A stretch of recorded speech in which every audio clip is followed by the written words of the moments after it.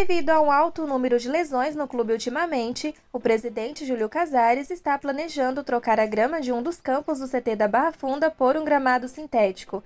Isso iria permitir uma maior preparação dos jogadores para duelos contra times que usam esse tipo de campo, como por exemplo o Palmeiras, o Atlético e o Novo Pacaembu.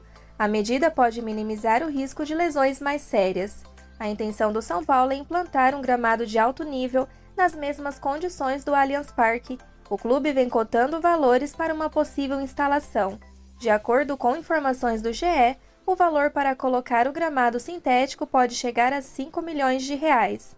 Vale frisar que existe a expectativa que São Paulo e Palmeiras troquem mais vezes de estádios por conta de shows futuros.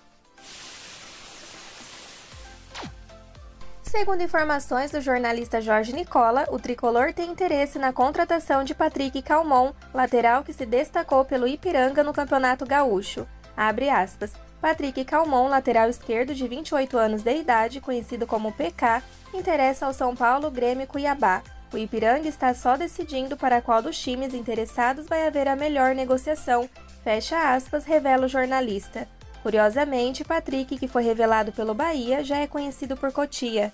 O lateral teve rápida passagem pelo sub-20 do São Paulo, mas não permaneceu na equipe. Nicola complementa que a negociação não será simples para o tricolor, abre aspas. O Cuiabá é o clube mais disposto a fazer o investimento para contratar o atleta, que na atual temporada soma 13 jogos e 4 assistências, 2 no Campeonato Gaúcho e 2 na Copa do Brasil, fecha aspas, completa. Até o momento, valores pelo passe do atleta não foram divulgados.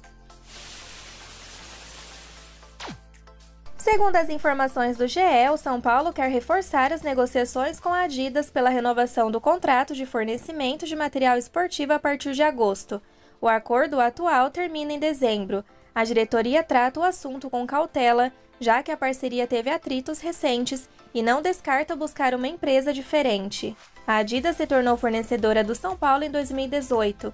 Em 2021, a empresa lançou uma terceira camisa que nunca foi usada pelo time em jogos.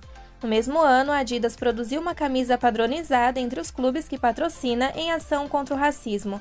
O São Paulo, porém, abriu mão do material, que era preto e branco, cores dos rivais Corinthians e Santos.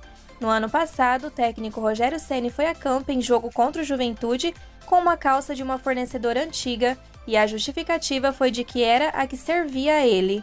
Outro atrito recente se deu com o uniforme de treino do São Paulo, que estampou a marca da Rocco até o fim de 2022, mesmo com essa parceria tendo terminado 6 meses antes.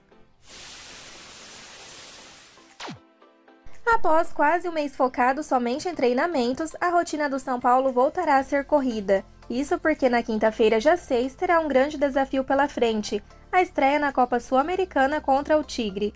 O primeiro jogo do tricolor no Continental será fora de casa. A partida acontecerá em Buenos Aires, na Argentina. Conforme o lance apurou, o elenco terá um voo fretado para o destino. A equipe deve embarcar na quarta-feira, dia 5. Neste domingo, dia 2, o elenco folgou. Na segunda-feira, dia 3 e na terça-feira, dia 4, treina normalmente no CT da Barra Funda. Entretanto, esta não é a única viagem que o tricolor enfrentará nos próximos dias. Na semana seguinte, após a estreia contra o Tigre, terá o primeiro jogo na Copa do Brasil, válido pela terceira fase. De acordo com o sorteio realizado nos últimos dias, enfrenta o Ituano, porém a logística de viagem é facilitada. Por ser um estádio localizado no interior paulista na cidade de Itu, o trajeto da capital até lá dura cerca de 1h30, tendo em vista que a equipe iria de ônibus.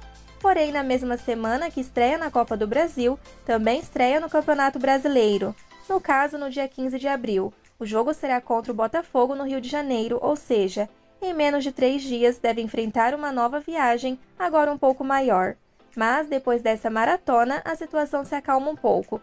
Isso porque o tricolor deve emplacar uma sequência de 3 jogos em casa, contra o Puerto Cabello, América Mineiro e o jogo de volta contra o Ituano. O São Paulo conheceu as escalas de arbitragem do primeiro jogo na Copa Sul-Americana. No caso, o uruguaio Esteban apitará o confronto entre o Tigre e o tricolor paulista. Entretanto, o juiz tem uma grande polêmica no currículo nas eliminatórias da Copa do Mundo entre a seleção brasileira e a seleção da Argentina, em jogo que aconteceu em 2020. Na partida em questão, Esteban não estava no campo, mas sim cabine de VAR. Lá, ele não teria recomendado a revisão de uma cotovelada que um jogador tinha dado em outro e que gerou uma grande repercussão entre a seleção brasileira. Na época, a Conmebol foi acionada. O árbitro deste confronto era Andrés Cunha, que também nem chegou a marcar alguma falta. Porém, após a entidade ser acionada, a Conmebol reconheceu a decisão de Esteban como um erro grave, uma vez que ele colocou em risco a integridade física de jogador. O ponta brasileiro levou cerca de 5 pontos na boca após o embate com o adversário. A partida terminou em um empate sem gols. Na época, foi afastado do quadro de arbitragem da Conmebol. Entretanto, a parte da polêmica, o uruguaio tem várias decisões no currículo. Em 2021, apitou a decisão da Copa América no Maracanã, onde a seleção argentina foi campeã contra o Brasil. Na época, seu trabalho durante o jogo não agradou a comissão técnica de Tite, isso porque foi entendido que o juiz teria deixado a seleção de Messi fazer muitas faltas e retardar a partida. Porém, ele já apitou decisões de times brasileiros em torneios continentais algumas vezes. Uma delas foi em 2019 na Libertadores, no jogo entre Flamengo e River Plate. Neste duelo em questão, tudo correu bem, sem nenhuma polêmica. Em 2021, apitou a importante partida entre Palmeiras e River Plate, que fez com que o clube alviverde chegasse na final da Copa Libertadores. Neste jogo, anulou um gol e um pênalti da equipe argentina, o que foi essencial para o time de Abel Ferreira passar de fase. Além de Esteban, no apito, a partida entre Tigre e São Paulo também contará com assistentes Nicolas e Horácio, além de Ângelo na cabine de arbitragem de vídeo. Vocês já devem estar sabendo que o São Paulo goleou o Joseense por 11-0 na manhã de sábado em jogo-treino disputado no CT da Barra Funda.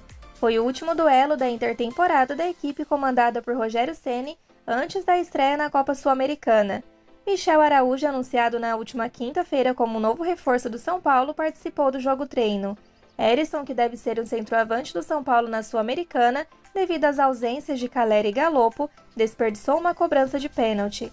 Esse foi o terceiro jogo-treino do São Paulo durante o período sem jogos oficiais, após a eliminação precoce no Campeonato Paulista.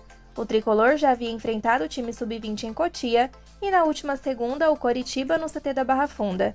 O São Paulo planejava o jogo-treino contra o Guarani para a última sexta-feira, mas o duelo acabou não sendo confirmado. Assim, o tricolor teve de recorrer a um novo adversário para manter o ritmo de jogo antes de enfrentar o Tigre em Buenos Aires na próxima quinta. Após a eliminação nas quartas de final do Campeonato Paulista, o São Paulo vem tendo 3 semanas cheias para trabalhar antes de voltar às competições. Durante esse período, o clube aproveitou para trazer mais 2 reforços, o lateral direito Rai Ramos e o meio-campista Michel Araújo. Rafa Mineiro é do São Paulo. A meia-atacante que estava na Ferroviária chega ao clube para defender a camisa tricolor até o final de 2024. A jogadora passou por avaliações médicas e físicas e já treinou com o grupo. Rafa Mineira nasceu em Alpinópolis e iniciou sua carreira nas categorias de base da Ferroviária. No clube de Araraquara, estreou com apenas 15 anos no time profissional e atuou com a camisa grená até o final do ano passado. A jogadora também tem passagens pela seleção feminina, tanto profissional como nas categorias de base. Ao longo dos anos, conquistou a Libertadores Feminina 2 vezes, o Brasileiro Feminino 2 vezes também, uma Copa do Brasil e um Paulistão. O basquete tricolor lutou, mas não conseguiu superar os desfalques e foi derrotado pelo Flamengo por 79-70 no último sábado, no ginásio do Tijuca Tênis Clube pelo NBB. Os destaques do time são paulino foram Betinho, Túlio e Bennett. O São Paulo volta à quadra no dia 11 para enfrentar o Paulistano às 20 horas no ginásio Antônio Prado Júnior pela penúltima rodada do NBB. Neste domingo, dia 2, a equipe sub-19 do São Paulo deu um pontapé e iniciou a disputa na Dallas Cup, tradicional torneio de base que acontece na cidade norte-americana. O tricolor, que é tricampeão da disputa, participa da competição pela 7ª vez. A estreia do São Paulo é contra o Fulham, em um dos palcos da Copa do Mundo de 1994. A categoria é dividida em 3 chaves e os tricolores estão no grupo A. O São Paulo participou da Dallas Cup nas edições de 1995, 96, 2001, 7, 8 e 9.